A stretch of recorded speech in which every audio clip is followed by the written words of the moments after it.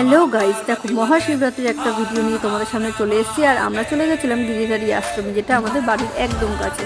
আর দেখো কি সুন্দর অশ্বত্থ গাছ, এখানে কিন্তু সবাই পুজো করে, ধূপকাঠি মোমবাতিও জ্বালায়।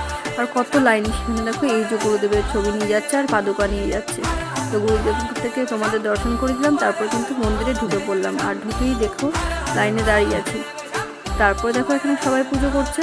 আর দেখো শিব ঠাকুরকে কত সুন্দর করে পুজো করছে।